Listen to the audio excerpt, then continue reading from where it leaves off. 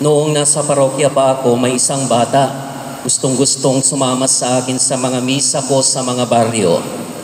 Di naman siya sakristan. Basta kung aalis na kami, nauna siyang sumakay sa sasakyan ko. Kaya minsan, natanong ko siya. Sabi ko, Long, bakit gusto mong laging sumama sa akin sa mga misa ko sa baryo? Ang sagot niya ganito, Father, kasi po pagkatapos ng misa ninyo, may pamerienda at pakain sila. Tapos may pa-take out pa. Sold na ako, Father. Yan ang sagot niya. Kaya alam nyo na, kung handaan lang, piyesta o kainan, pare ang iyong samahan. Yan. Today is St. John Marie Vianney Sunday, patron ng mga pare. Isama natin sa ating mga dasal ang lahat ng kaparian upang maging tapat kami sa paglilingkod kay Jesus na siyang tinapay ng buhay. Sa panahon ng bagyo, kalamidad o sakuna, maraming nasisira at nawawalan ng pangkabuhayan, pagkain o pera. Kaya karamihan, umaasa tayo sa mga tulong, sa mga relief goods o kaya ayuda. Pero hindi tayo humihinto sa paghahanap ng mga paraan para mapagaan ang ating kabuhayan.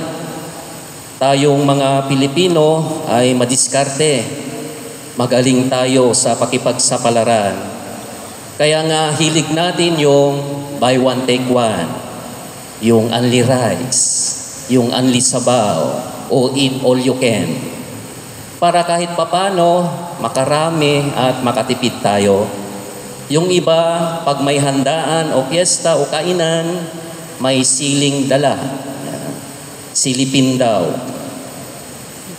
Yung iba, alam na, si Sharon Cuneta. Mahilig magbalot para mauwi sa pamilya. Ganito tayong mga Pilipino. Madiskarte tayo sa paghahanap para hindi tayo magutom.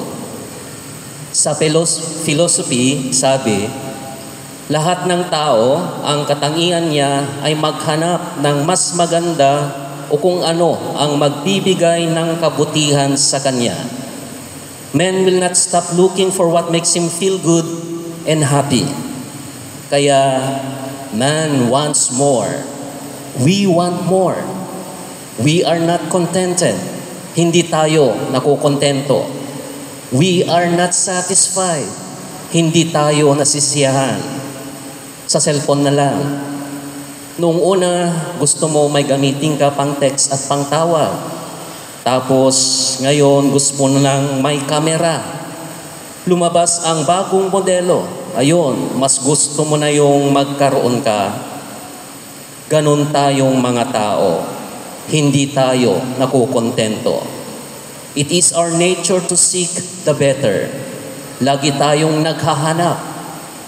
Bakit tayo naghahanap? Dalawang dahilan lang yan. Una, naghahanap tayo dahil tayo ay may kailangan.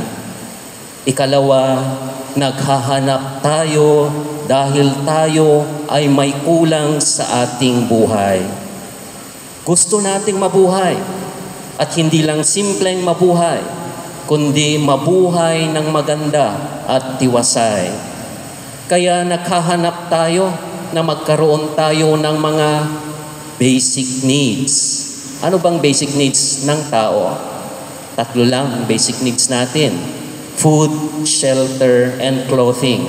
Pagkain, tirahan, damit. Dapat magkaroon tayo dyan. At hindi namamasama na maghanap tayo ng ikabubuhay natin dahil kailangan ng ating physical na katawan, needs ng katawan natin ang mga yan. Mahalaga ang mga bagay na ito at hindi lang yan. Marami pa tayong gusto, yung tinatawag nating wants. Wants natin sa buhay. Yung material na bagay na sa tingin natin ay magbibigay sa atin ng kaligayahan. Subalit alalahanin natin, kung mamatay tayo, ang katawan natin ay maaagnas at mawawala rin. Hanggang dito rin ang mga bagay-bagay na kailangan at gusto natin. Remember, hindi natin madadala ang mga ito sa kabilang buhay. Ang mas mahalaga ay ang mga bagay para sa ating kaluluwa, ang tinatawag nating the food for our soul, the needs of our soul. Sa Ebanghelyo natin, may 3 bagay na dapat nating pagnilayan. Una, ang tunay na paghahanap. Sinabi ng ating Panginoong Yesus, hinahanap ninyo ako, hindi dahil sa nakita ninyo ang mga tanda, kundi dahil nakakain kayo ng mga tinapay at nabusog. Ang mga tao ay naghahanap kay Jesus, ngunit hindi dahil sa kanilang pananampalataya, kundi dahil sa mga pisikal na pangangailangan nila. Sa ating sariling buhay, ano ang dahilan kung bakit hinahanap natin ang Diyos? Hinahanap ba natin siya dahil may gusto tayong makuha mula sa Kanya? O hinahanap ba natin siya dahil naniniwala tayo sa Kanya at nais nating magkaroon ng mas malalim na relasyon sa Kanya? Ikalawa, ang pagkain na nagbibigay ng buhay. Sinabi ng ating Panginoong Yesus, huwag kayong magpagal para sa pagkaing nasisira, kundi para sa pagkaing nananatili sa buhay na walang hanggan at na ibibigay sa inyo ng anak ng tao. Ipinapakita ni Jesus na higit sa mga pisikal na pangangailangan, ang espiritual na pagkain ang pinakamahalaga. Sa ating modernong mundo, napakaraming bagay ang nagbibigay ng pansamantalang kasiyahan, mga material na bagay, karangyaan at kasikatan. Ngunit ang lahat ng ito ay pansamantala lamang. Ano ang mga bagay na pinahalagahan natin sa buhay? Inuuna ba natin ang relasyon sa Diyos kaysa sa mga material na bagay?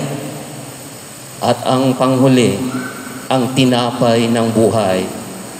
Sa huli, pinahayag ng ating Panginoong Yesus, ako ang tinapay ng buhay. Ang lumalapit sa akin ay hindi magugutom at ang sumasampalataya sa akin ay hindi mauuhaw kailanman. Pinapaalala ng ating Panginoong Yesus na siya lamang ang makakapuno ng mga tunay na pangangailangan, hindi lamang pisikal kundi espiritual. Si Jesus ang nagbibigay buhay at nagbibigay kasiyahan sa ating mga kaluluwa. Paano natin mapapalapit ang ating sarili sa Kanya?